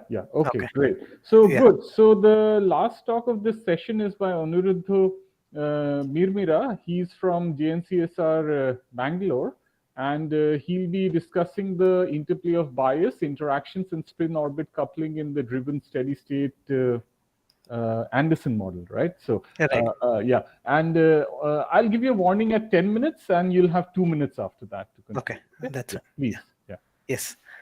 First of all, I would like to thank the organizers for giving me this opportunity to present my work. This is like we are almost ready to present. I mean, like publish this, and we'll submit it soon. And what we have done in this work is looked at the steady state. The steady state single impurity Anderson model, and looked at the interplay of bias, interactions, and spin orbit coupling. The first question is, I mean, why are we looking at the single impurity Anderson model? And well, this is a model which has been introduced by P.W. Anderson in 1961. So it's a pretty old model. In the scenario where he considers magnetic impurities in metals, and it's a paradigm by itself, and it has been well studied both in and out of equilibrium. And this is also like the microscopic model for the Kondo effect. And in equilibrium, there have been many methods like the analytical methods like Bethe-Ansads and renormalization group methods, perturbation theory, and also like quantum Monte Carlo methods. Similarly, in non-equilibrium, people have looked at it from master equation approaches, also Fluke, and again, quantum Monte Carlo and perturbation theory. This also forms the central ingredient in doing the dynamical mean field theory, where you map a lattice problem onto a single impurity Anderson model. And not just in theory, it's also been experimentally realized as part of quantum dots. So coming to the motivation of why we choose to do the SOC, we see that there's this very recent paper which got published in January 2022, where they have been able to use quantum point contacts, which you can see from this figure, using a indium gallium arsenide heterostructure to achieve a good magnitude and tunability of spin orbit coupling. Also, the effect of the spin orbit coupling on Kondo has been very well studied in equilibrium. So with this motivation, I'll come to our model. So there are two main questions we ask in our study. The first one is, what is the effect of spin orbit coupling on transport in the steady state CM? And is the equilibrium universal scale still relevant in the non-equilibrium steady state single impurity Anderson model?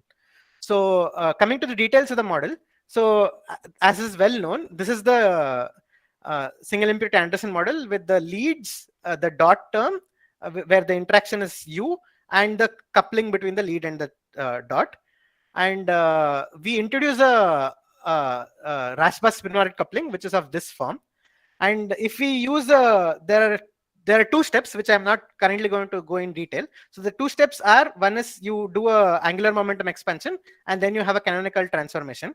Then you effectively have these emergent chiral leads. So if you consider a 2D system, there are these two emergent leads on each side, and both of them are biased with a plus and minus mu respectively.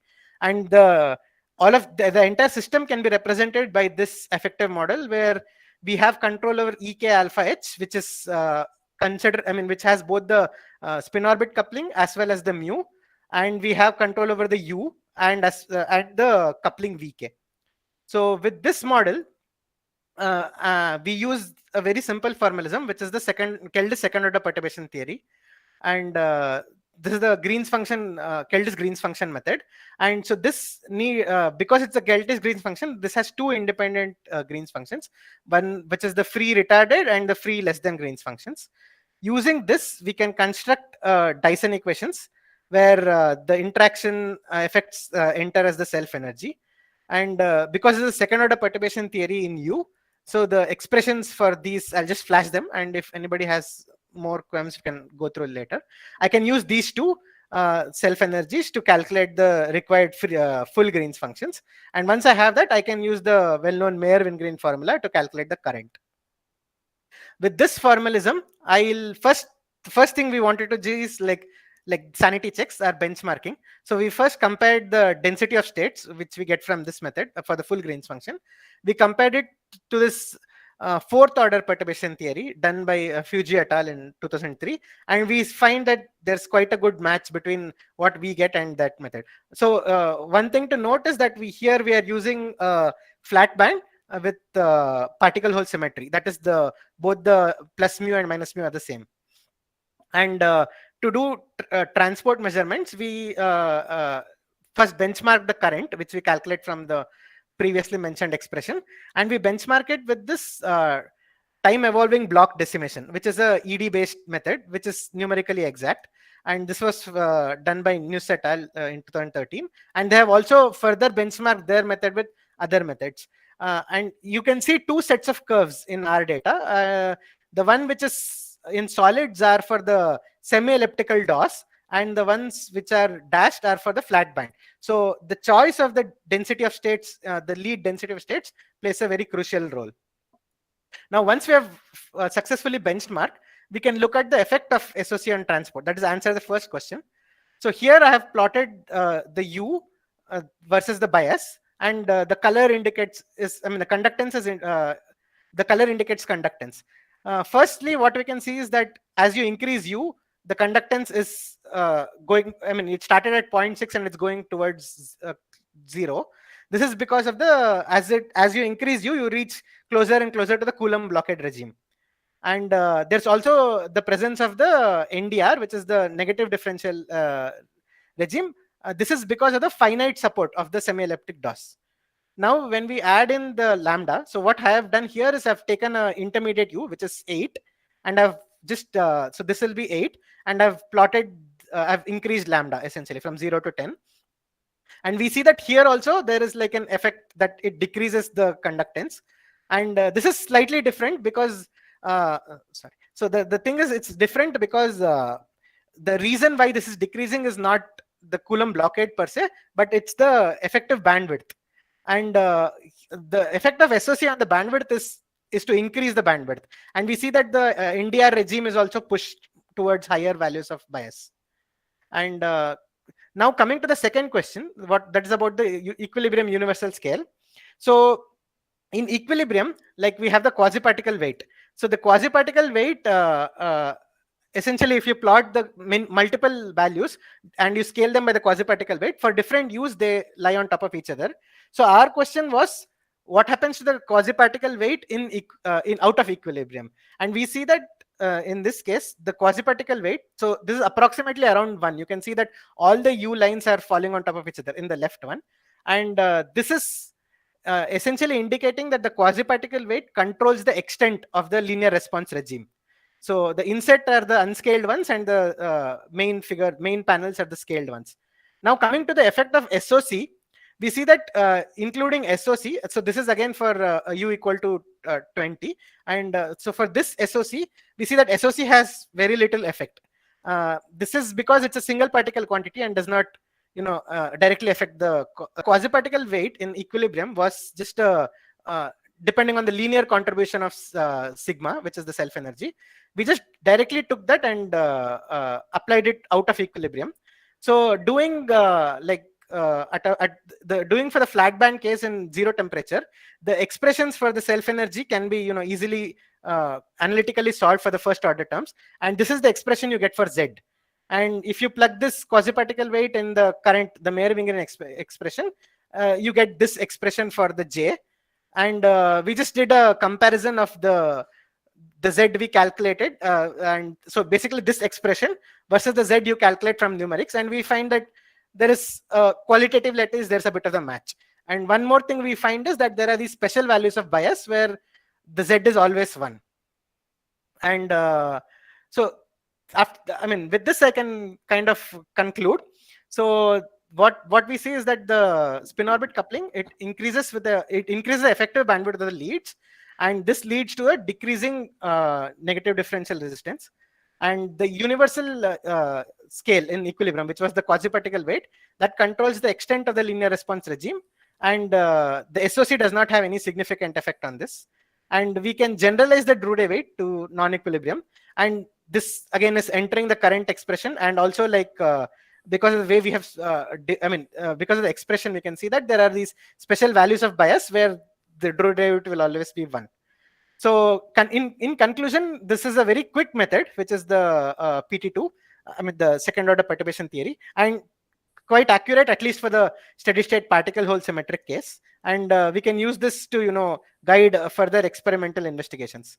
So coming to the open questions, PT2 is not very accurate when it comes to the Kondo temperature and in strong coupling regimes. So we need better impurity solvers, which currently we are working on. And all of this has been done for steady state case, and it would be very interesting to see it even like when there is like a full time dependence. So with that, I thank you, and thank you for your attention. Yeah, thanks Aniruddha for your nice talk. So we have time for questions. So Krishnenduda, go ahead.